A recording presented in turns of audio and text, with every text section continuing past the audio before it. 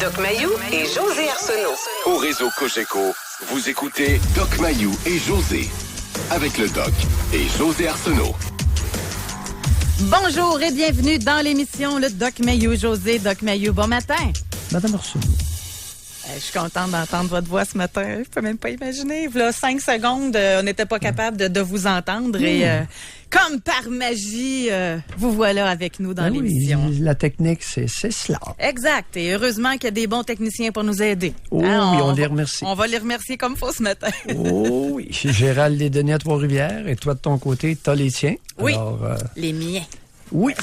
On se les approprie. Et aujourd'hui, Doc Mayou, dans l'émission, on revient sur un sujet qu'on a abordé la semaine dernière où on a entendu toutes sortes de réponses. On parlait des obsessions. C'est quoi vos obsessions? Et à quelques reprises, il y a des auditeurs qui nous ont amené, puis c'était vers la fin de l'émission, la peur de ce que les autres pensent de moi.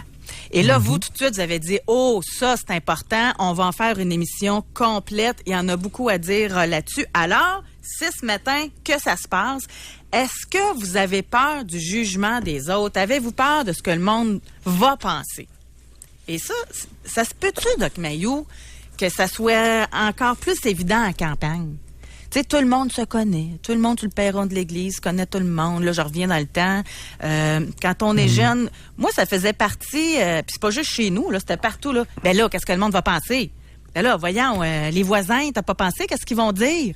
C'est quelque chose, ça, qui je pense, quand t'en parles avec d'autres personnes qui viennent de différentes parties du Québec, que c'est installé. Tu sais, c'est pas juste, exemple, en Mauricie, c'est un petit peu partout.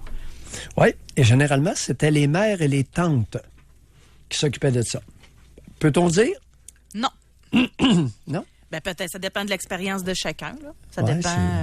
Plus souvent qu'autrement, c'était les mères et les tantes qui se souciaient davantage de ce que la famille allait dire, de ce que les voisins allaient dire. Et les hommes mous, les hommes féminisés, oui. Mais c'était principalement une affaire de femmes, ça. Mais ça pour... Et là, tu parles des milieux ruraux. Oui. Villages, Oui. milieux ruraux. Maintenant, tu m'as posé une question. Et ma réponse, c'est non. Ah! Vous pensez qu'en ville, c'était autant... Maintenant, en ville, c'est autant, sinon plus, qu'avant. Ah oui? Et pourquoi, là, maintenant? Non, c'est comment? Ce matin, l'éditorial de ma tante Sophie Durocher est évident. Alors, elle pourfend à nouveau l'habillement, l'accoutrement de Sophia Nolin. C'est la deuxième fois qu'elle le fait. Et elle s'en vante. Elle termine même la longue diatribe, la longue sortie contre Sophia Nolin en écrivant ceci. Écoutez bien, chers auditeurs.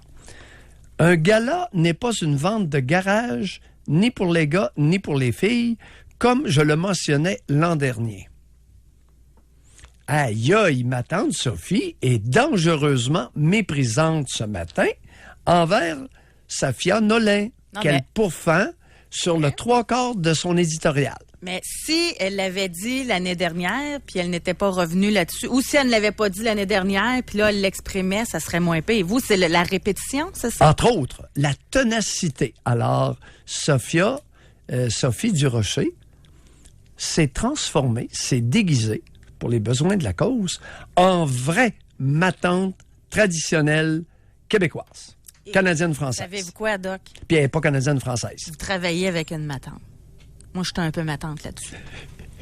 Non, mais je suis honnête, là. Non, je t'écoute. OK. Puis... Qu'est-ce que tu veux dire? Ben moi, l'année passée, j'avais réagi, moi aussi. C'est vrai? Oui, ça m'avait dérangé. Puis là, je le sais, il faut que je trouve pourquoi ça m'a dérangé comme ça. Je le sais, là. Mais ça m'a dérangé. Un gars-là comme ça, qu'elle arrive habillée de cette façon-là, puis ça m'a dérangé. Puis, à quelque part de cette année, pour être bien franche avec vous, je l'ai pas écouté. Je l'ai pas regardé du tout. Sauf que, bon, j'ai vu les images, j'ai entendu les extraits. Oui. Et ce qui me fascine là-dedans, c'est que elle-même, l'année passée, Sophia Nolin, ben, je pensais même pas qu'on allait parler de ça, là. Sophia Nolin, l'année passée, oui. J'étais pas seule, ma tante, mettons. On avait été une gang, là. Ah, Puis il y avait des mononcles aussi, en passant. Il y avait des mononcles qui avaient trouvé ça inapproprié comme vêtement pour le gala en tant que tel. Parenthèse, Oui. qui a été la seule personne sur la place publique à défendre Safia Nolin l'an dernier? Ben, vous en étiez. Mayou. J'en ai pas Non, entendu. ben, il y en a d'autres. d'autres qui... Seigneur. Bon, là, j'utilise Seigneur. Là, vous venez chercher mes racines. Oui. Mais il y en avait beaucoup. Il y en a d'autres? C'était très partagé. Parce que je me rappelle, moi, ça a OK. été mon record. J'ai écrit un statut Facebook, puis ça a été un record de personnes qui ont commenté, qui ont Oui. liké ou pas aimé. Ou, Non, parmi les animateurs, ceux qui ont des micros ou des OK, pubs. parmi les animateurs à barbe blanche, vous êtes le seul qui l'a OK, défendu. correct. Continue sur ton En tout envolée. cas, tout ça Bon. pour dire... Et je vais la défendre encore que- cette année. Ben oui, mais c'est correct. Puis ce que j'aime de Oui. vous, là, c'est que vous me faites réfléchir. Parce que, à quelque part, là-dedans, c'est une liberté d'être, une liberté d'expression, c'est non-conformisme. Bon, là, plus tard, avec les années, je comprendrai pourquoi que ça me dérange, là. Mais elle-même, quand elle est arrivée cette année, on a l'extrait, je suis certaine, parce qu'on l'a entendu dans l'émission du matin, elle-même, en arrivant cette année, encore débralée, avec une chemise de bûcheron trouée sur le coude, elle s'attendait un peu à ce qu'il y ait des commentaires, parce qu'elle a une mémoire, là. L'année passée, elle a souffert, semblerait-il, de l'opinion des gens. Ça l'a affecté, là. Fait que cette année, hein, qu'est-ce qu'elle a fait? Elle s'est pas acheté une petite robe, là, pas chère, là. Non, elle est revenue comme ça, et elle s'attendait à avoir des commentaires. Les gens à la maison, calmez-vous, s'il vous plaît. Tuez-moi pas. Les gens à la maison, calmez-vous, s'il vous plaît, tuez-moi pas. Ouais. C'est bon. C'est vraiment bon. Mais ma tante Sophie Durocher, ça a été plus fort qu'elle. Il a fallu qu'elle lui rentre dedans. Oui, mais on a le droit à notre liberté d'expression, nous aussi. Si elle a le droit de faire un doigt d'honneur au standard, on a le droit à nos... Parce que je suis ma tante, là. Moi, là, faites pas juste de passer ça Oui. sur Sophie Durocher. Je suis une ma tante moi-même dans ce dossier-là. Moi-même, je me dis une petite affaire, une petite éthique de travail ou... je sais pas. Oui, mais est-ce que c'est une raison pour la mépriser de façon aussi colossale que l'a fait Sophie Durocher? Un gala n'est pas une vente de garage, ni pour les gars, ni pour les filles. Il y a des limites. C'est du mépris. Mais la question, c'est comment se fait-il que Sophie Durocher méprise autant cette femme-là dans son accoutrement? C'est ça la question. Et qu'est-ce que Safia Nolin fait? Safia Nolin est une réactionnaire à un trait culturel éculé qui veut que ce soit les matantes d'une génération à l'autre qui fixent les traditions et ce qu'est la féminité. Ben, la féminité, Doc Mayou. OK. Moi, je ne vais pas faire l'émission là, sur Safia Nolin. Là. Vous avez trouvé ça féminin, vous? Non. Non, mais vous dites que c'est les matantes qui fixent la féminité. Oui. Ben... Et de façon, ce sont les matantes qui essaient de préserver des traditions en obligeant et en méprisant celles qui vont sortir du rang, qu'on va appeler les anticonformismes. Alors, au Canada français, les traditions étaient extrêmement importantes et principalement une affaire de femmes et d'hommes en robe. Et ça nous caractérise. Et Safia Nolin vient faire un doigt d'honneur au conformisme traditionnel canadien-français. Bon, là, je pense que c'est très intéressant en lien avec notre sujet. Je pense que c'est un bon exemple pour parler d'être réactionnaire, d'être anticonformiste. Ouais, c'est ça. Mais pensez-vous qu'elle est vraiment solide dans ce qu'elle fait? Elle a été totalement touchée l'année dernière. Oui. Puis là, elle s'en va se remettre dans le Oui. même bain. Oui. On appelle tout ça masochiste aussi, à quelque Écoute, part? on la connaît pas, peut-être qu'on pourra l'inviter Non, mais éventuellement. c'est ça. Je sais pas. Avant de dire Je que peux c'est pas une répondre. réactionnaire, Oui, qu'elle oui. fait ça dans un but d'être non conformiste, il faudrait Oui, aussi oui. attendre de connaître les vraies intentions. Et C'est-à-dire sa motivation. oui, c'est ça. Alors, qu'elle soit réactionnaire, c'est évident. Qu'elle soit anticonformiste, c'est évident. Et c'est même méprisé par Sophie Durocher. Bon, ceci étant, pour quelle raison le fait-elle? Ça lui appartient. Maintenant, on peut en profiter pour se demander jusqu'où le conformisme nous caractérise comme nation. jusqu'où sommes-nous enfargés, encarcanés par nos traditions canadiennes françaises? Alors, tout à l'heure, à première vue, j'aurais été d'accord avec toi. Tu as mentionné que, dans les milieux ruraux, le conformisme était vraiment et extrêmement important, imposé par les mères, les tantes et le curé de la paroisse. Ça, c'est vraiment vrai. Maintenant, on aurait pu croire à première vue que c'était fini, ça. Non, ça a pris une autre forme. Exemple, Sophie Durocher. Ah, mais c'est un exemple que je donne. Mais mettez pas juste ça sur elle, là. Oui, c'est un exemple. Oui, mais vous l'utilisez beaucoup, là. Oui, à répétition. Non, mais pour démontrer. Tu ne ferais pas que... On va finir sur Safia Nolin, là. On va aller à la pause, là. Puis après ça, on va tomber dans notre sujet avec les auditeurs. Oui. Mais, quoi qu'on pourra poursuivre sur le thème en tant que tel, mais les traditions, c'est pas tout le temps néfaste. C'est pas tout le temps négatif d'avoir... Non, mais vous dites que c'est les femmes, les matantes qui perpétuent les traditions. Tu sais, un exemple, Safia Nolin, dans son spectacle, là, elle aura beau être tout nue, là, c'est de ses affaires. Là, les matantes, comme moi, et comme Sophie, quand c'est un gala, on s'attend à un petit peu plus de standards élevés. Bon, ça fait de nous des matantes, ça? Tu sais, c'est des petites traditions, c'est une petite éthique. Si vous allez dans un gala... Attends un petit peu. T'sais. On en arrive au conformisme imposé et au conformisme mur à mur. Par exemple, monogamie pour tout le monde, mur à mur. Hors monogamie, vous êtes des infidèles, des ci pis des ça. Bon, un autre exemple. Alors, dans notre culture canadienne-française, on exigeait le conformisme à tout prix pour cultiver l'esprit grégaire de la nation. L'attroupement. Rappelons-nous nos chansons. Peuple à genoux implore ta délivrance. Ah oui, ça c'est... Peuple à genoux. Tout le monde à genoux, sacrement. Tout le monde à genoux. Puis ensuite, implore ta délivrance directement de Dieu. José, ça n'a pas de bon sens. Non, mais ça peut on ne partir pourra de là. pas grandir à genoux. On ne pourra pas s'épanouir à genoux. Et on ne pourra pas s'épanouir si tout le monde est à genoux. Non, ça là-dessus, je suis d'accord avec vous. Totalement. Mais il y a la peur du jugement, tu sais, quand on parle de la peur du jugement, là, il y a la peur du jugement de Dieu aussi, là, qui est très présente chez certains. Alors, on revient à notre sujet. Qu'est-ce que les autres vont penser? Qu'est-ce que les autres vont penser s'ils sont tous à genoux et moi que je me lève debout? Qu'est-ce que les voisins vont penser si je me lève debout? Alors, on va s'arrêter là-dessus pour aller à la pause. Qu'est-ce que les auditeurs vont penser si je me lève debout? Qu'est-ce que le CCNR va penser ou le CRTC si je me lève debout? Et qu'est-ce que votre patron va penser si vous avez des plaintes? Et qu'est-ce que va devenir votre animatrice sans vous? On peut continuer, là, si vous voulez. Non, je pense qu'on a fait le tour.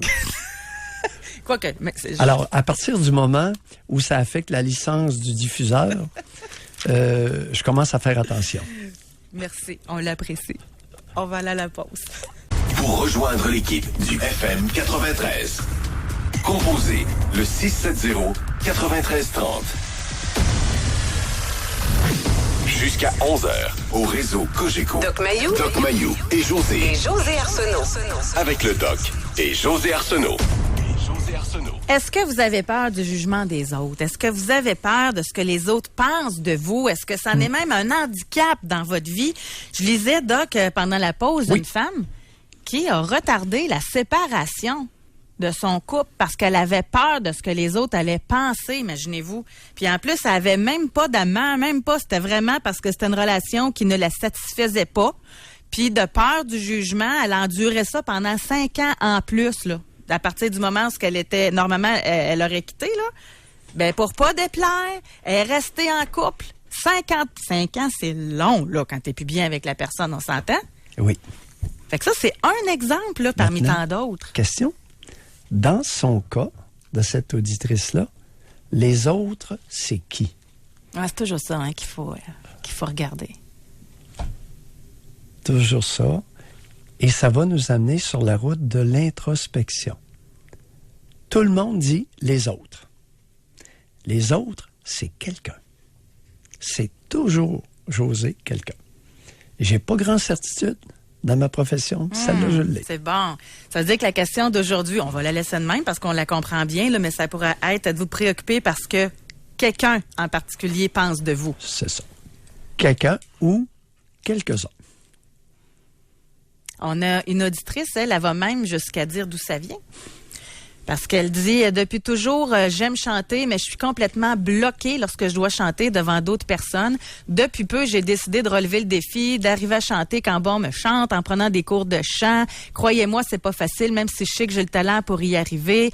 Bref, elle dit un petit peu plus loin dans le message, je dois remercier ma mère qui, pendant mon enfance, s'est appliquée à me ridiculiser et à m'écraser devant tout le monde. Résultat, je suis complexée et j'ai une peur bleue du ridicule. Je ne suis parfaitement incapable d'autodérision. Merci à toutes ces mères qui détruisent l'amour-propre de leurs enfants. Vous ne savez pas à quel point vous détruisez leur vie. Quel beau cadeau. Ça, c'est José qui écrit ça. C'est ce que j'appelle la totale. Aucun commentaire supplémentaire de ma part. Ben, c'est facile de voir un lien. Hein? L'auditrice l'a fait. Elle a fait le lien entre le présent, mon problème actuel, et ce que j'ai vécu avec la nouille. Il faut le faire pareil. Moi, encore là. Fréquent. Ridiculiser son enfant devant tout le monde. Oui, ben c'est fréquent. Dans le but de la mettre à genoux. Peuple à genoux. C'est quoi? C'est-tu un genre de mère qui accepte pas que sa fille ait plus d'attention qu'elle? Non, qu'elle soit à genoux. C'est un rapport dominant-dominé. C'est que tu t'écrases ton enfant pour le soumettre afin qu'il passe sa vie à genoux. Je lisais justement concernant la peur du jugement. Des fois, ça peut aller loin. On parle d'anxiété sociale, de phobie sociale. Ça touche 13% des gens. Oui. Au Canada, 13%, c'est beaucoup, là. Et est-ce qu'on a le chiffre pour le Québec? Non, c'est canadien ce qu'on a. Oui, si c'est 13% au Canada, je t'annonce 25% au Québec. Peuple à genoux. Ben, ailleurs, au Canada aussi, il y avait le minuit chrétien là, dans leur chanson de Noël. Là. Non, mais du côté des protestants. Alors, du côté Canada anglais, grosse différence avec Peuple à genoux. Et c'est pour ça qu'eux faisaient de l'argent, puis nous autres, on le partageait avec les pauvres. Je vous dis pas qu'il ne fallait pas partager avec les pauvres. Ceux qui faisaient de l'argent, ils se faisaient juger. Ben oui. Hey, le curé de Tremblay avait averti mon père. Hey boy! Mon père te l'avait ramassé. Pour qu'il donne plus de dîmes? Non, pour qu'il partage plus les profits. Deuxièmement, qu'il arrête de faire du commerce avec les Saint-Gelais de Girardville, les protestants. Ah! Les protestants de Girardville. OK, ça allait faire affaire avec des catholiques uniquement. Curé. Ben oui, lui, peu importe, il y avait une gang de protestants dans le grand rang de Girardville. Puis j'ai vu ça, moi, puis mon père achetait les moutons des Saint-Gelais. Je suis allé. Écoute, j'avais 8 ans, 9 ans. C'était un mauvais chrétien, là. Et le curé l'avait apostrophé, le curé de Tremblay. Et si bol. C'était mal connaître mon père. Mais vous, tu sais, parlons-en de ça. Vous, ça vient parce que moi, je trouve que vous êtes dans le beau sens du terme, là. Puis je vous le disais avant l'émission, vous êtes libre.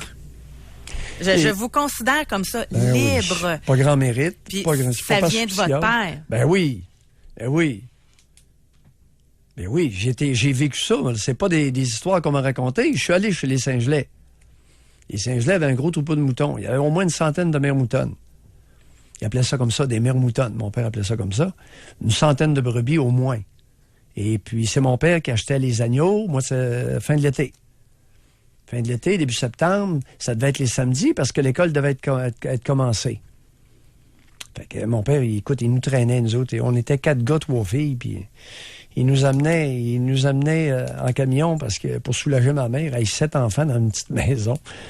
Ma mère, à un moment donné, elle devenait étourdie. Mais en même temps, tu sais, puisqu'on est là-dedans, là, je lisais là, sur l'anxiété, etc. Puis il y a, semblerait-il, que des personnes qui ont des prédispositions génétiques. Oui. Puis il y en a que c'est dû à l'éducation. Comme vous l'avez dit, vous étiez 7. Vous êtes peut-être pas toutes comme vous, là. C'est Oh, peut-être pas non, tout le monde non, qui est non. libre Eh dans votre boy. famille. Pourtant, vous avez eu le même père. Là. Oui. Oui, ça n'a pas eu le même impact. C'est parce ça. que les tempéraments sont très différents. Exact. E-boy. Fait que t'as beau avoir une mère équilibrée, puis un père aussi, puis tu peux quand même développer des troubles d'anxiété ou de peur du jugement, là. Oui, mais là, au niveau des peurs du jugement sur les 7, il y en a peut-être une qui est sensible à ça. Ah, quand même. Bonne Oui. job de fait dans votre famille à ce niveau-là. Oui, 1 sur 7, c'est pas pire. Il y en a une sur 7 plus fragile, elle. Plus.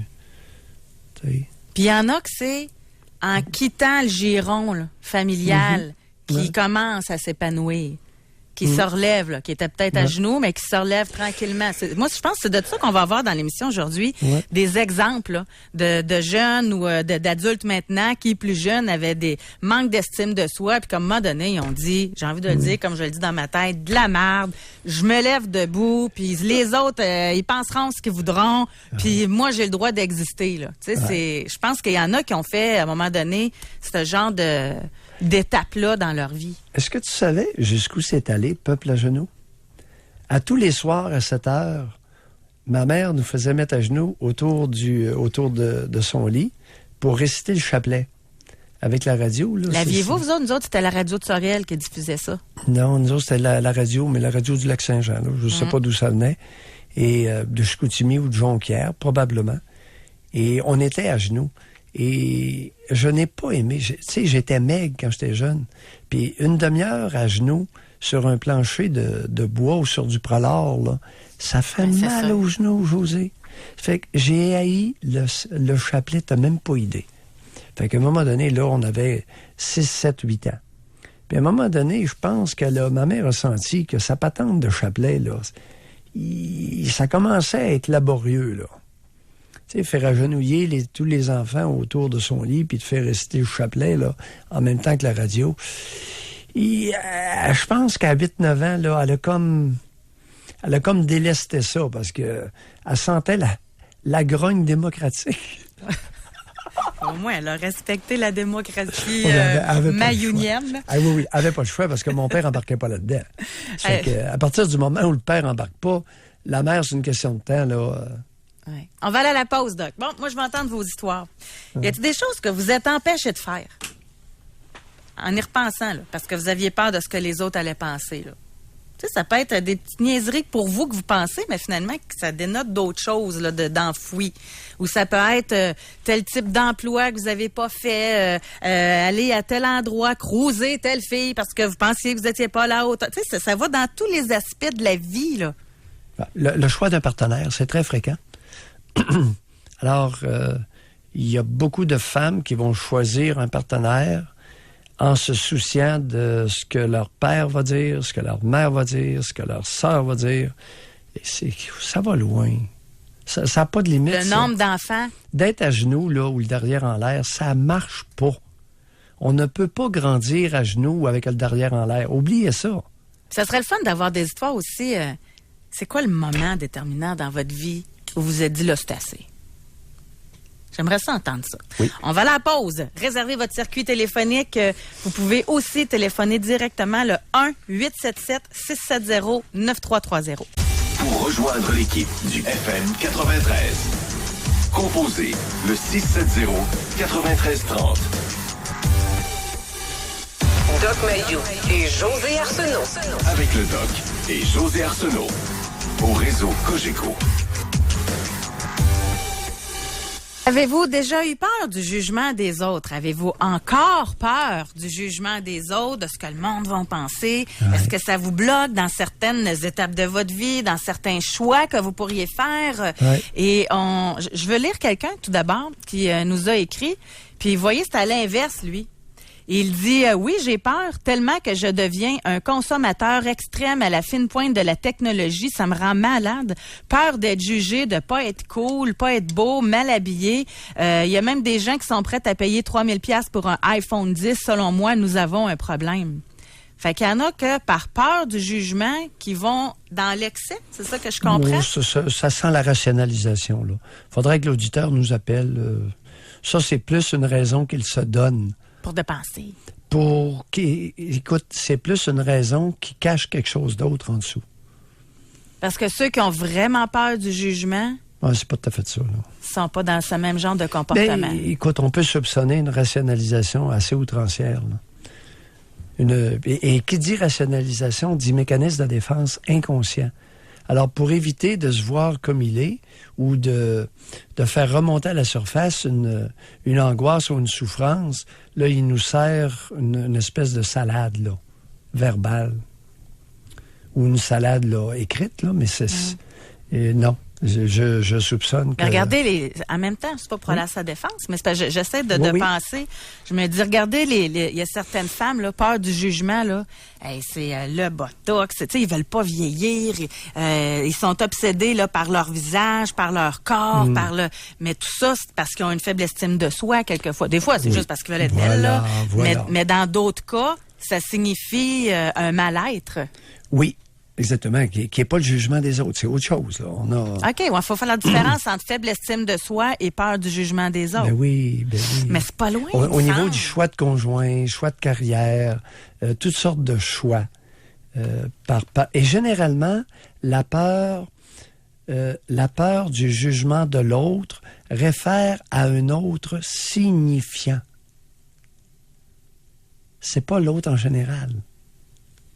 C'est l'autre signifiant. Qui t'a eu comme signifiant dans ta vie? Ta mère, premièrement, ton père, grand-mère, une tante. Il y en a un, il écrit, dis-moi, ma mère n'aime pas ma conjointe. Et elle me dit qu'elle n'est pas pour moi. Eh bien, je me fous de ce qu'elle dit. Et aujourd'hui, je suis toujours avec cette femme. Nous avons 3 enfants. Aujourd'hui, c'est rare que j'écoute les conseils de ma mère. J'espère. J'espère, parce que tous ceux qui exigent l'agenouillement, tous ceux qui exigent la soumission, ils ont tous leur raison. Et ça peut être assez tordu. Mais Doc. Oui? Pensez-vous qu'il y en a, là, qui ont vraiment mis de côté un amour dans leur vie parce que leur mère, il a dit, elle n'est pas bonne pour toi? Ben oui, ou beaucoup. l'inverse? Beaucoup. Une femme qui avait un homme qu'elle aimait, puis vu que son père ou sa mère a dit non, c'est pas un gars pour toi, on l'aime pas, etc., qui ont mis de côté cet amour-là juste pour pas te déplaire. T'as pas idée, actuellement, du pourcentage de jeunes filles qui vont s'assurer que leur chum plaît à leur père et du pourcentage de jeunes hommes qui vont s'assurer que leur compagne, leur partenaire, plaît à leur mère. T'as pas idée. Ils sont pas majoritaires. Même encore, là, c'est contemporain. Encore en 2017, nos jeunes d'aujourd'hui, là. À la planche. Et, ce qui est encore plus vicieux, il y en a un pourcentage qui se révoltent et qui vont prendre l'inverse. Qui vont... OK, juste pour faire suer les parents, là. En révolte, là, en rébellion.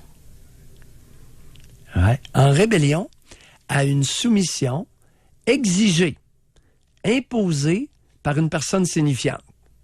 Père, mère, tu sais, tante, grand-mère, là, ça tourne autour de cette petite cour. On est dans la psychologie, là, mais l'émission est pour ça. Mais ceux qui le font, qui mettent de côté un amour pour pas déplaire à leurs parents, ils le font-tu consciemment ou bien inconsciemment, ils se trouvent des raisons pour rationaliser la séparation, mais dans le fond, se rendent compte plus tard que c'était le pouvoir de leurs parents sur eux, là. La plupart ne s'en rendront jamais compte, mais ils l'ont fait. OK, parce que je me disais, il me semble que tu fais pas ça volontairement. Hey, mon père t'aime pas, ma mère t'aime pas, je m'excuse. Écoute, t'as pas idée jusqu'où vont aller les jeunes adultes dans le but de conserver le premier amour de leur vie. Qui est leur parent de sexe opposé. Qui est le parent de sexe opposé. Vous reconnaissez-vous là-dedans, là? Réservez votre circuit téléphonique, ça serait le fun de vous entendre. C'est un matin pluvieux et c'est un matin propice au délire. Et on confidence. Ah, on est entre nous. J'adore délirer quand il pleut. Ah oui? Mais c'est vrai. Chance qu'on n'anime pas à Londres, on restera pas longtemps. La pluie m'inspire et me calme. Hey, savez-vous quoi? Moi, j'adore la pluie. Moi, là, mon moment parfait pour conduire, c'est quand il y a une belle petite pluie qui tombe. J'adore conduire quand il pleut. C'est spécial, hein? On se rejoint là-dessus. Là. La pluie qui cogne, qui frappe légèrement dans les vitres. La fenêtre un peu ouverte. Eh ben, on va continuer là-dessus. Hier Délirant. après-midi, Oui. Hier après-midi, je l'ai fait. J'ai ouvert un peu la fenêtre, là, puis j'étais étendu sur le lit. Puis j'entendais la pluie tomber. Mais quel moment! Moi, toute mon enfance, là, ma chambre, là, était en haut. Puis c'était un toit de tôle qu'on avait. Fait qu'imaginez-vous comment que c'était relaxant avec la pluie qui tombait. Mais revenons à notre sujet. Je vais te relancer. Sais-tu qu'est-ce qu'on faisait? Il arrivait assez régulièrement que nous autres, on montait dans l'entretoit pour entendre la pluie tomber sur la tôle. Oui. Ah non, c'était des beaux moments, ça. Très beaux moments. C'est très hypnogène. Alors ça, les amateurs de méditation transcendantale, de toutes sortes de méthodes de relaxation, c'est l'équivalent. Alors, ça nous met un bruit monotone qu'on trouve agréable, nous met nécessairement sur les ondes alpha, mais notre cerveau, OK, sur un registre d'ondes alpha qui est détendant. Alors, avis aux auditeurs, trouvez-vous une activité monotone.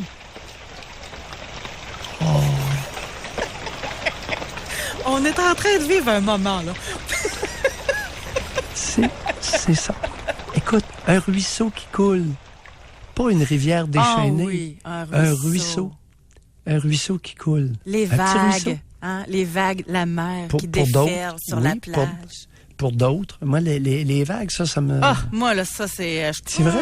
À égalité avec la pluie sur de la tôle, je pense. Et s'il pleut dans la pluie, tu n'y verras que du feu. Alex, tu viens de briser notre moment, là. Alors, à ceux... Et ça peut être... C'est très sérieux, ce dont on vient de parler. Ben oui. Parce que c'est l'équivalent de prendre une pilule pour les nerfs de la famille des benzodiazépines. Ah oui, ou une Alors, coupe de vin. Vous voulez vous détendre, trouvez des moyens naturels. Et il y en a. Maintenant, il varie, c'est très personnel. Il varie beaucoup d'une personne à l'autre. Je peux pas dire à quelqu'un, fais telle affaire, ça va te détendre. Jamais. Ben non. Je peux pas le dire.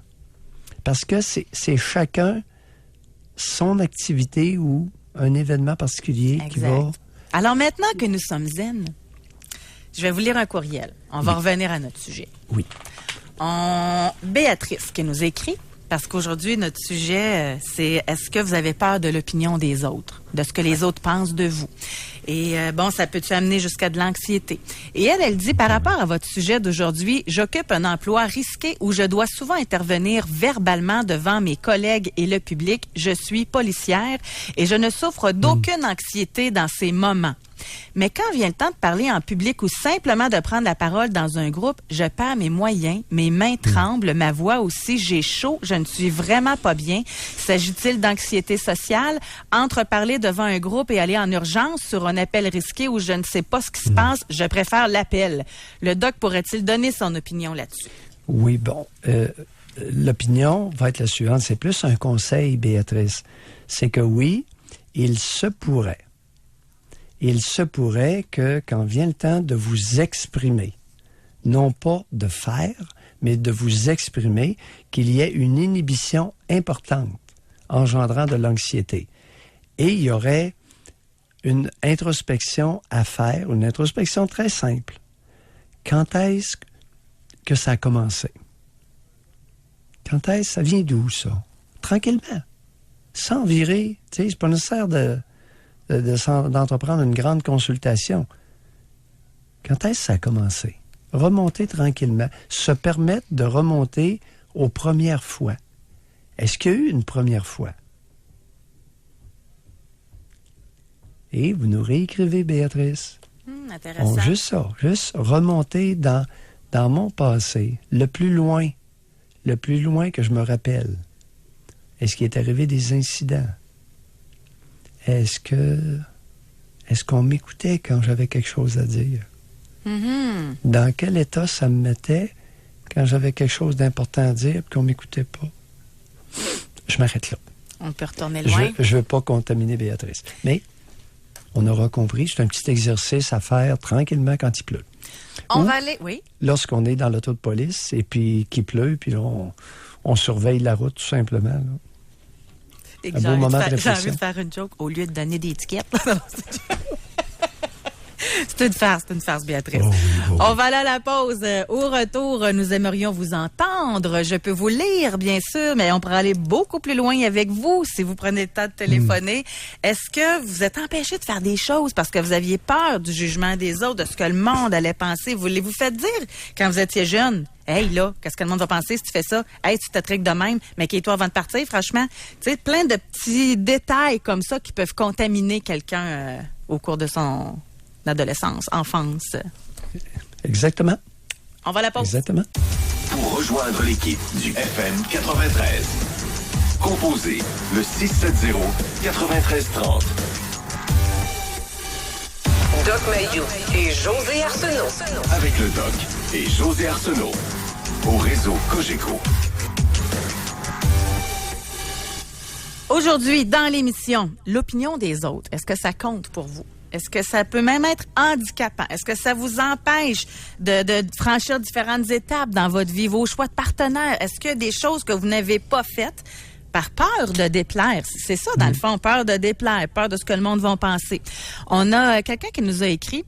Il dit, je viens du même village que Doc Mayou et j'ai dû déménager parce que les gens me jugeaient beaucoup sur ma relation amoureuse. Mon conjoint a 14 ans de plus que moi et je peux vous dire que la belle famille a beaucoup aidé à ce placotage. Une ferme familiale était en jeu et les gens disaient que j'étais avec pour son argent. Nous sommes maintenant 20 ans plus tard et pourtant nous sommes encore ensemble et non, je ne suis pas avec pour son argent car mon conjoint a cédé ses parts de la ferme à son frère pour ne plus rien savoir d'eux. Nous avons déménagé car j'étais vraiment tannée de commentaires des autres. Maintenant, je me fous des autres de ce qu'ils pensent car seulement moi qui est ce qui est bon pour moi. Bon, très bon point, très bel exemple, très fréquent. Alors, une femme qui va fréquenter un homme 15 ans plus jeune va se faire juger par sa famille et se faire traiter de toutes sortes de choses. Alors oui, très bel exemple. Merci à l'auditrice de souligner ce point-là. C'est vrai que ça juge sur plein d'affaires, hein? Tout. Juge sur l'âge. Oui. S'il avait été plus jeune, ça aurait jugé pareil aussi. Oh oui, oh. Tu sais, c'est... On a le jugement facile, je trouve, au Québec. Ben, partout, là. Non, okay, chez les Canadiens français, particulièrement. Ça fait partie de nos traditions dont on a avantage à se débarrasser. C'est pour ça que je défends Safia Nolin. Parce que son anticonformisme, c'est une espèce de drapeau blanc de libération du joug des précédentes. Et Sophie Durocher n'a pas compris ce qui se passe chez les Canadiens français. On a quelqu'un qui nous a écrit... Je le dis respectueusement, là, je lis ses chroniques régulièrement. C'est une femme intelligente, mais c'est pas une Canadienne française d'origine, puis elle comprend pas qu'est-ce qui se passe. Elle regarde le linge, puis elle fait ça comme... En tout respect, moi, je suis un peu québécoise, puis j'avais la même opinion qu'elle. Oh oui. Non, mais vous avez une fixation sur elle à matin, là, mais... Oui, mais c'est peut-être pas pour les mêmes raisons. En tout cas, ce serait intéressant de lui demander son avis. Peut-être que c'est pas pour les mêmes... Peut-être que c'est pour les mêmes raisons aussi. On a quelqu'un qui écrit pour nous dire « J'ai une peur bleue du jugement des autres. J'ai eu une mère très sévère, écrasante. C'est évidemment en lien direct. Mais la question que pour vous, et j'ai souffert de bégaiement toute mon adolescence. Est-ce en lien? » Question. Bégaiement apparu à quel âge? Alors, il réfère à un bégaiement à l'adolescence.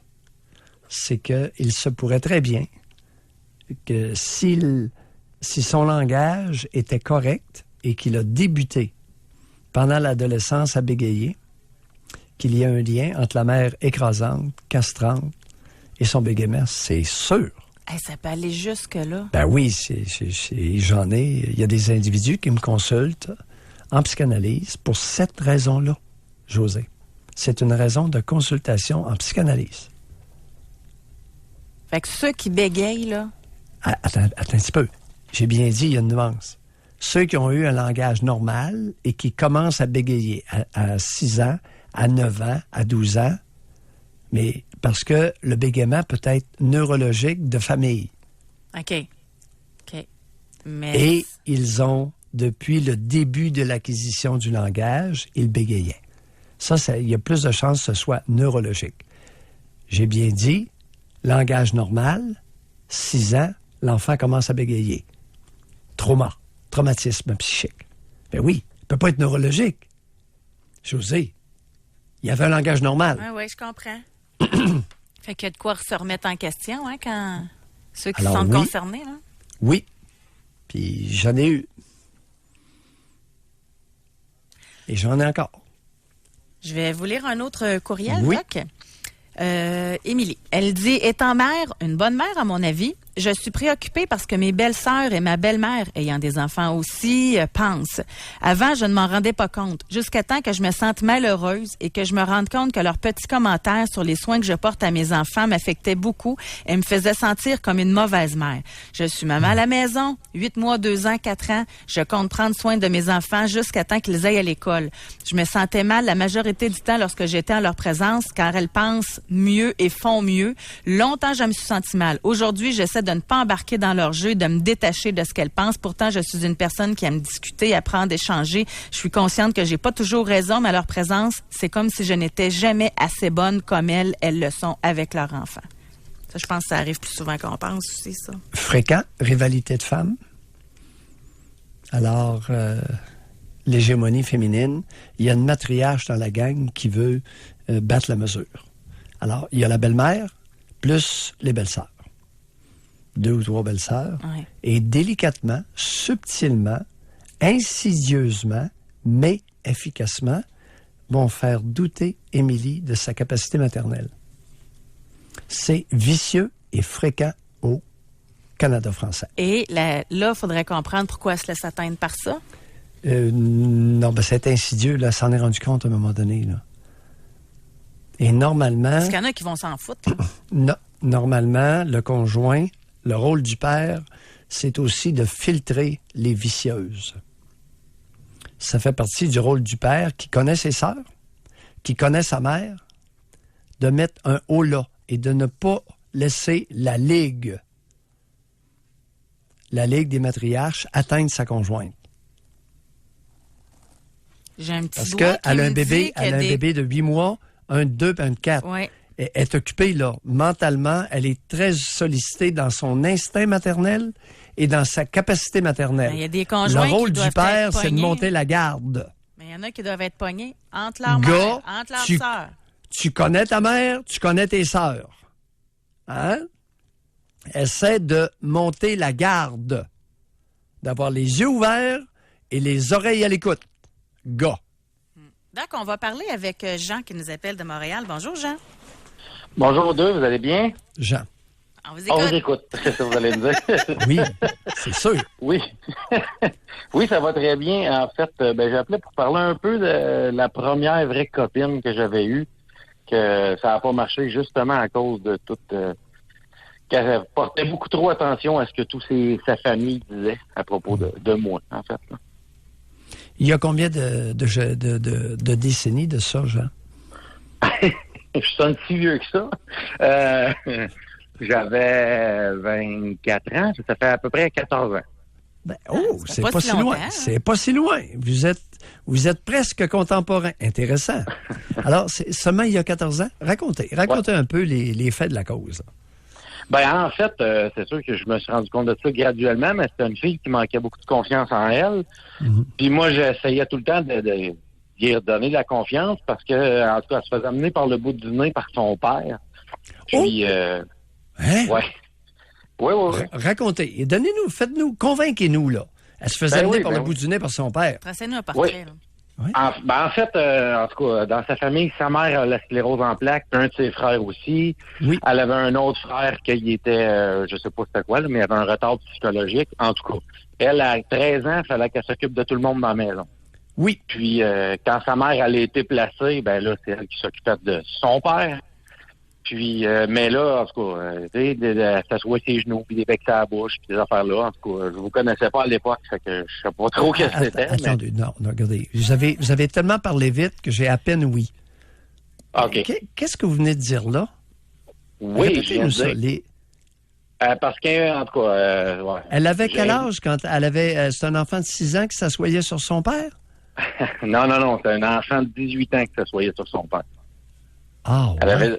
Oui, elle avait 18 ans. Puis moi, j'habitais avec elle, puis il l'appelait. Ouais, j'ai pas mangé, mon linge est sale. En tout cas, il voulait qu'elle Attendez aille. un peu. là. Alors, Lui, il à avait 18 quel âge, ans? lui, juste si vous me permettez? Le père, là, quand vous étiez avec elle, il avait quel âge, là? 50 ans, peut-être, quelque chose comme ça. OK. Oui. Et Ouais. l'autre, alors, elle s'assoyait sur son père, mais Ouais. présumons, mettons qu'elle avait une blouse ouverte avec un beau décolleté. Est-ce qu'elle s'assoyait sur son père? Oh oui. Ah oui. Oh oui. Peu importe l'habillement qu'elle avait, oui, elle allait s'asseoir là. OK. Elle restait combien de temps assise sur son père, à peu près? Elle pouvait rester combien de temps? 10 Pas secondes? super. Non, peut-être 10 minutes, mettons. Oh, un 10 minutes. Ouais. Il y avait le temps de laisser tomber 10 son regard minutes. sur ses seins, hein? Ben Parce oui, qu'on- je l'ai fait Alors par là, 28 j'essaie que d'imaginer ça. la scène. Elle est assise. À quelle distance? On parle de 30 cm et moins de ses seins?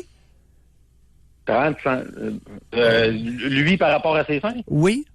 Bon, ouais, beaucoup moins que 30 cm. Oh, beaucoup moins mère que- rentre pas entre les deux. Oh, OK. Ouf. Ouais. Ça commence à être intéressant, là. ouais. L'autre affaire, les becs à la bouche, avez-vous dit? Ouais. Racontez. Ben, non, hein, mettons, elle était assis sur lui de côté. Je sais pas trop comment vous dire, là, mais bon. Comme quand les femmes embarquaient juste d'un bord sur un cheval. Là. Vous allez le comprendre, ça. Oui, oui. Bon, elle était assise comme Ça ça sur son père. ça s'appelle la monte Amazon. Elle était assise sur sa cuisse. Colin, c'est sexy, OK. ça. La montre Ouais, c'est Amazon. ça. Avec le nom, Oui, avec oui, le nom c'est c'est encore plus inquiétant, là, mais bon, en tout cas. Oui, oui, c'est la Elle monte était assise Amazon. en Amazon sur son père. Oui. Puis les mains dans le cou, puis t'as un petit bec, un bec à pincette qu'on appelait dans le temps. Je sais pas trop Ouais. si ça s'appelle encore la main. Mais oui, puis c'est ça. là, J'aimais vraiment pas ça. Mais Et vous étiez là, c'était devant vous. Oh, ouais, c'était devant moi, puis il avait l'air fier, le bonhomme. Là. Bien, c'est sûr, on se met à sa place. Oui, non, il avait l'air bien fier, le bonhomme. Oui. Fait que, Ça peut pas être un cas plus clair, Doc Mayo, de ce que vous répétez depuis toujours. Là. Quand on parle d'inceste psychologique, c'est clair. Ah non, que- ben, c'est là qu'a commencé le fait qu'il me déteste parce que moi, je l'ai sorti de là. Viens-t'en, on va rester ensemble. C'est pas à toi de t'occuper de ce bonhomme-là. Je veux pas être méchant, mais il est en santé, il est capable. Bon, ben, qu'il prenne soin de lui-même. là. Puis là, le bonhomme n'a pas aimé ça parce qu'il était tout le temps en train de la contrôler sur tout ce qu'elle faisait dans sa vie. Puis c'était tout le temps, occupe-toi pas. Ce qu'il dit, même moi, quand j'essaye de te dire quoi faire, écoute-moi pas si ça fait pas ton affaire. Tu sais. Ouais. Mais c'est ça. Fait que ben là, ça a pris 4 ans et demi, mais ils ont fini par à l'usure à l'avoir, là, à force d'histoire de ci, de ça, puis en tout cas. Vous savez, l'amour, le sentiment amoureux, père-fils, est très fort. Et je ne suis pas surpris du tout que vous ayez perdu, même si vous étiez bien intentionné, même si Ah vous oui. aviez bien compris. Ouais. Ben les frères Écoutez, embarquaient là-dedans aussi, parce qu'elle torchait les frères aussi, là. En avez-vous des nouvelles d'elle? Savez-vous ce qu'elle est devenue? Vaguement, là, tu sais, c'est l'ami de l'ami sur Facebook, là, mais je cherche pas à avoir une nouvelle, là. J'ai pris du temps à décrocher, mais quand j'ai décroché, j'ai décroché. Oh oui, on se tient loin parce que Mais vous Ouais. aviez Oh, un oui, c'est adversaire ça. beaucoup Les trop relations- coriace, là. les relations, vous nous avez entendu, vous nous avez entendu dénoncer les relations amoureuses d'un parent avec l'enfant de sexe opposé. Ouais. C'est épidémique au Québec. Écoutez, Ouais, ça peut vous rassurer. J'ai déjà été personnellement, c'est pour ça que je vous ai demandé les détails. J'ai été personnellement témoin d'une scène identique et la femme mon était d'âge adulte, là. On parle pas. Je l'ai vu souvent, cette scène-là, là, pas rien comme Et- toi, régulièrement. Et généralement, les pères, surtout avec un décolleté prononcé, Ouais. le père puis le père devient totalement absent à son environnement. Ben, c'est vraiment une belle fille, puis elle avait une sœur plus vieille que, elle n'était pas belle comparée à elle, là. Fait que Ben son oui. père s'en occupait pas pantoute de l'autre. Ben oui. C'est ça. On doit se quitter là-dessus, Jean. Merci Oui. de nous avoir Merci. parlé. Merci beaucoup de le dire. J'ai juste le mot dégueulasse. Ça fait juste 14 ans en plus. Hey, s'asseoir sur son père, 10 minutes de temps, donne des becs devant son amoureux. Ça devait être spécial à vivre pour Jean. Hein? Un rival. Tu sais, dans ta tête, là. Ton rival, c'est ton beau-père. Voyons. C'est comme... Il devait pas comprendre ce qui se passait, là. C'est dérangeant. On va aller à la pause là-dessus. Faites comme Jean, réservez votre circuit téléphonique. Est-ce que l'opinion des autres vous empêchait de faire des choses? Avez-vous été dompé comme Jean parce que le beau-père ne vous aimait pas ou la belle-mère ne vous aimait pas et que, bon, votre dulciné a préféré ne pas décevoir les parents à votre détriment? Ça, c'est un exemple parmi tant d'autres. OK. Pour rejoindre l'équipe du FM 93, composez le 670-9330. Doc Mayou et José Avec Doc Mayou et José Arsenault. au réseau Cogeco. Je suis en train de lire des courriels, Doc Mayou, aujourd'hui. C'est un sujet quand même qui nous rend vulnérables, je pense. C'est peut-être une des raisons pourquoi les gens préfèrent écrire. Tu sais, c'est un... Je vais le dire comme ça, là, c'est un peu une faiblesse, tu sais, de laisser les autres diriger notre vie. Ben oui. Tu sais, puis de devoir l'admettre, le dire, c'est pas évident non plus. Puis en plus, notre sujet, c'est concernant ces gens-là qui ont peur de l'opinion des autres. Fait que c'est ça, c'est pas évident d'appeler. Tu sais, s'ils ont peur de l'opinion des autres, ils vont avoir peur d'être jugés s'ils appellent aussi, possiblement. Tu sais, on est dans des eaux spéciales ce matin, parce que c'est ça notre sujet d'aujourd'hui. Est-ce que vous avez peur de l'opinion des autres ou en avez-vous été victime d'un conjoint qui avait peur de l'opinion des autres? Ça peut être ça aussi. Et là, on a une auditrice. Elle dit, nous avions des problèmes, certes. Notre relation n'était pas parfaite, mais mon conjoint a annulé notre mariage en me disant que sa sœur n'approuverait pas notre union. Sa sœur ne m'a jamais aimé, je n'ai jamais été assez bien pour son frère. Ça date de 3 ans, nous avons été ensemble 6 ans et avons eu 2 enfants. C'était la femme la plus importante et présente dans sa vie. Elle a été plus présente pour lui que sa mère. Nous ne sommes plus ensemble, évidemment. Je suis aujourd'hui avec un homme qui me considère et qui prend des décisions pour lui-même, comme moi et non pour les autres. Alors oui, Doc a raison, encore. Et là, on parle d'amour fraternel, là. L'amour, oui. Lorsqu'une femme est amoureuse de son frère, elle ne lâchera pas le morceau. C'est vicieux. C'est vicieux, José. Ça, c'est-tu... pensez-vous que ça existe au point qu'on en fasse une émission, que c'est un sujet, ou bien c'est trop minuscule? J'ai aucune idée de la prévalence de toutes ces sœurs qui sont amoureuses de leur frère au point de miner la relation conjugale du frère. Écoute, j'ai aucune idée de la prévalence. La belle-sœur, oui. C'est-tu juste les belles-sœurs qui font ça ou les beaux-frères aussi? Oh, c'est l'affaire de femmes. C'est les femmes amoureuses de leurs frères. C'est pas les frères amoureux de leurs sœurs. Ils n'ont pas les mêmes comportements. Là, écoute, c'est une bonne question. Ce à quoi j'ai été confronté pendant ma carrière, c'est une sœur amoureuse de son frère de 3 à 6 ans plus jeune. Et elles ne lâchent pas le morceau. Elles sont harcelantes pour la nouvelle conjointe. Et t'as entendu? Ils ont eu 2 enfants. Cette femme-là a eu 2 enfants avec son conjoint. Ils ont fait vie commune. À un moment donné, ils voulaient se marier. La sœur est intervenue. Il n'est pas question. C'est vraiment vicieux. Mais en passant, je m'excuse, là, mais bon débarras, là. Si son amoureux n'avait pas assez de couilles pour avoir sa propre opinion, je pense pas qu'elle perde grand-chose, là. Non, elle ne le regrette pas. Elle ne regrette pas ce faiblard. Non, c'est ça. On va parler avec Jean de Québec. Bonjour. Bonjour. Bonjour, Jean. On vous écoute. Est-ce que vous m'entendez bien? Je suis sur la route. Oui. Très bien. Bon. Je veux faire écho à l'histoire que l'autre Jean de Montréal a racontée. Oui. Je trouve ça vraiment pertinent. L'influence que justement, là, lui, c'était le père, mais moi, dans mon cas, j'ai eu, dans les 10 dernières années, 2 relations où il y avait une influence des mères, mais qui était souvent extrêmement insidieuse. Racontez. Par exemple, dans qu'est-ce qu'il dit, il n'y a rien qui est mentionné, mettons, à propos de mon cas, mais il y a toujours cette espèce de sentiment-là, lourd ou profond, d'irritation au moment où je suis là, où c'est un peu...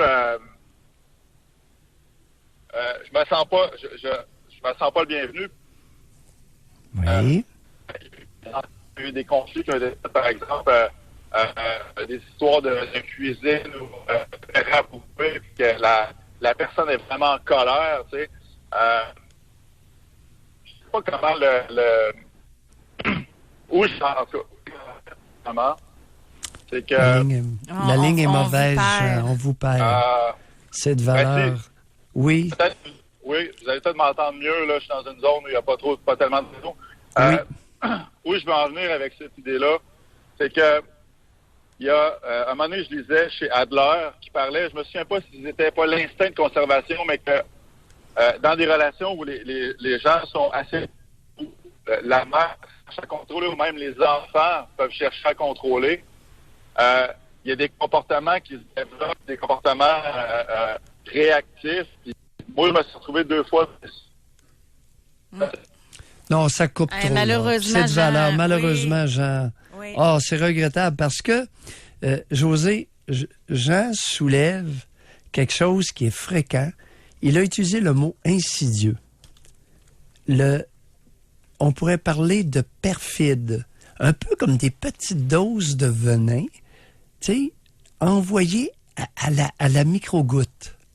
Tu sais, c'est pas dit ouvertement. Elle semble être irritée par ma présence. Il arrive des incidents, c'est grossi.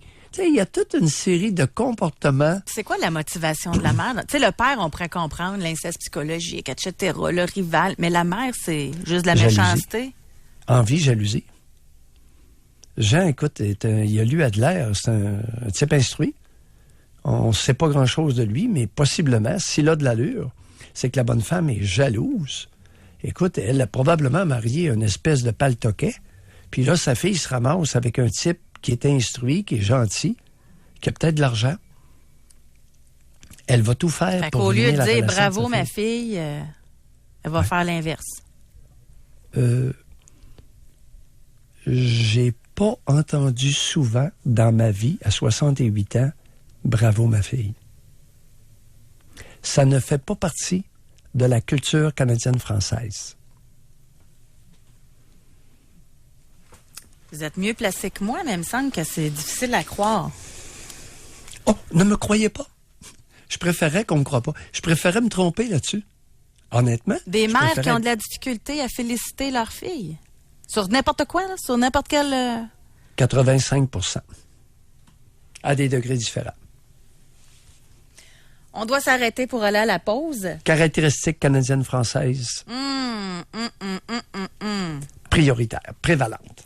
On va à la pause. On revient au retour avec nos auditeurs auditrices. Pour rejoindre l'équipe du FM 93, composez le 670-9330. Doc Mayou et José Arsenault. Le Doc Mayou et José, c'est le Doc et José. Au réseau Cogeco.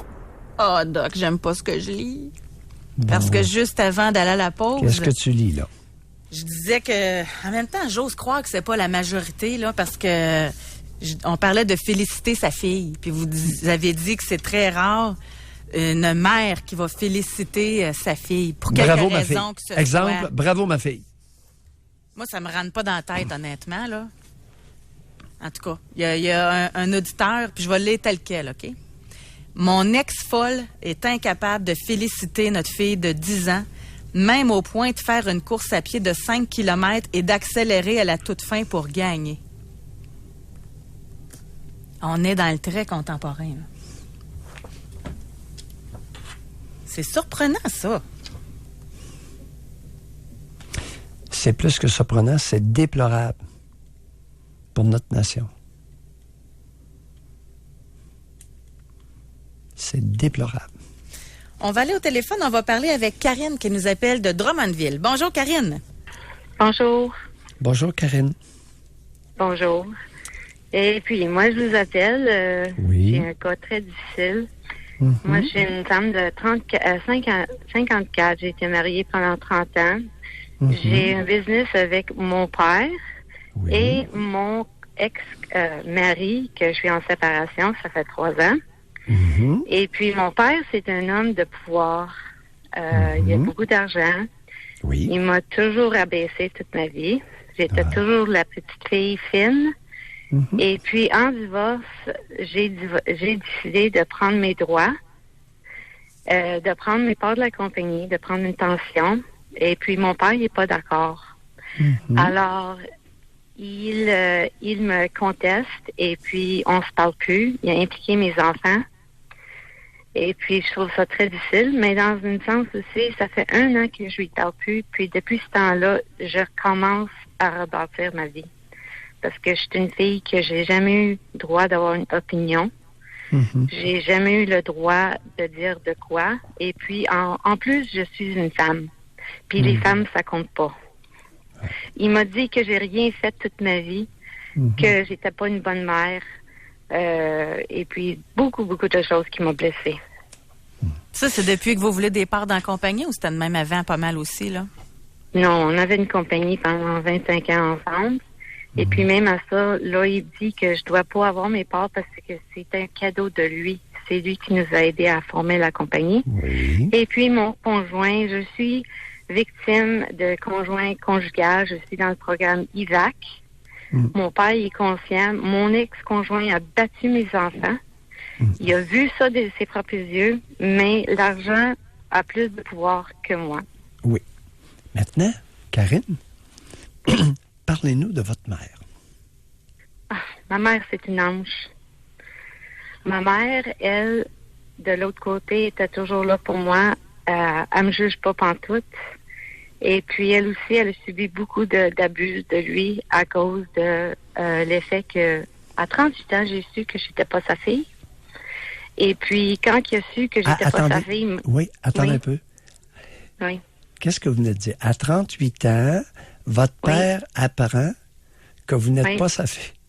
Non, moi, j'ai appris. Lui, il le savait. Oh, à Moi, 38 ans, attendez un peu là. À 38 ans, vous en avez 54 maintenant, c'est bien ça? Oui. Oui. À 38 ans, vous apprenez que vous n'êtes pas la fille de qui? De lui. Je suis la fille de ma mère. Ma mère a eu un amant pendant Qui qu'il était marié. Ben oui, mais c'est un ange. Votre mère est un ange, Karine. Vous êtes mauvaise non, avec langue. moi, je veux dire, non, Oui, c'est un ange. Doc Mayou, là, attendez un peu, là. Elle a peut-être eu Non. cette Je veux erreur dire, de non. parcours-là, là. Non. C'est pas ça que je voulais dire. Je veux dire, environ moi est une ange. Oui, pour moi, dans ma vie personnelle. Ben oui. oui, moi. ben. Mais à 38 ans, vous apprenez que votre père n'est pas votre père. C'est ça. Qui vous l'a appris? Ma mère me l'a dit parce qu'elle pensait qu'elle était en train de décéder. Et puis, qu'est-ce qui est arrivé vers ma naissance, c'est que mon père, il a su que j'étais pas sa fille. Et puis, quand j'étais bébé, il m'a pris de ma mère. Et puis, il est retourné sans moi. Et ma mère a demandé où est-ce que j'étais. Puis, il a dit que s'il voulait me revoir, il fallait qu'elle signe un papier pour dire que j'étais pas sa fille. Alors, il y a un papier qui était comme mis sur la tête de ma mère toutes ces années-là. Ma mère a quitté mon père quand je me suis mariée à 20 ans. OK. Pour ça que je me suis mariée et quittée. OK. Alors, le bonhomme, à votre naissance, savait qu'il n'était pas votre père. Il n'était pas tout à fait stupide, là. Ils ont discuté, les 4 ensemble, les 2 couples ensemble, qu'est-ce qu'ils allaient faire. Les 2 couples? Ouais. Ben, les 2 couples. Mon père biologique, sa femme, et ma mère, et mon père qui m'a élevée. Karine, vous n'avez pas une situation légère, vous, ce matin? Ça fait que là, ils ont eu un conciliabule. Ils se sont rencontrés, conciliabule, et qu'est-ce qu'ils ont décidé? Qu'est-ce que vous savez qu'ils ont décidé à ce moment-là? Ils ont décidé que mes parents allaient m'élever. Oui. Et puis, lui aussi, il avait des enfants. Il était aussi un athlète professionnel à Montréal. Alors, il fallait que ça soit comme hush-hush. Et puis, c'est comme ça. Puis, honnêtement, j'aurais jamais su que c'était pas mon père dans mon père, vraiment, il y a des problèmes d'autres choses. Bon, Karine, regardez Karine. Karine, il y a une histoire. Votre père est ce qu'il est, vous le voyez bien. votre mère n'est pas ce que vous pensez qu'elle est. À 38 ans, oui. Ben, Non. Votre mère n'est pas un ange. Votre mère a plein de défauts. Entre autres, elle est une lâche. Alors, arrêtez de la traiter. Un ange, quelqu'un qui est une femme qui est lâche, ne peut pas être un ange. Pour moi, là, un ange, c'est L'âge pas... d'avoir accepté ce mécréant-là, là. Non, écoute, votre mère ne vous a jamais protégé. Quel âge qu'elle est rendue, là, la vieille? Elle peut même pas se protéger elle-même. Oui, bon, je le sais. C'est une lâche. C'est une lâche et une faible. Pardon? Oui. Et puis aujourd'hui, elle me dit de me foncer pas, de pas lâcher parce qu'elle... Oui, Karine, elle a quel âge, la vieille? Elle a 84 ans. Elle a 84 ans. Alors, on y fait... dépendante sur mon père aussi. Oui, on lui fait attention. On s'en tient loin, d'accord? Oui. Merci, Karine. Assurez-vous qu'elle soit bien traitée et prenez votre distance face à elle. Bye, Karine. Mais dans tout cet univers-là, là, c'est d'ailleurs, on n'a plus le temps, là. Mais dans tout cet univers-là, ça a été peut-être quelqu'un de rassurant, malgré tout, pour Karine, là. Non, elle était écrasante. Non, elle est lâche. Depuis quand qu'une femme qui est lâche est un ange? Non. Depuis quand qu'une femme qui est lâche puis elle laissait faire son père avec Karine? Non, c'est un très bon point. C'est tout le temps qu'on a. Merci beaucoup. Oh, c'est intéressant. Oui, merci beaucoup à l'équipe. Écoute, à 38 ans, elle apprend que son père n'est pas son père. Il n'y a pas une chanson là-dessus? Ton père n'est pas de ton père, ta mère, c'est pas... C'est drôle, ça se joue pas, là. C'est pas dans le top 10. Ah non, c'est vieux.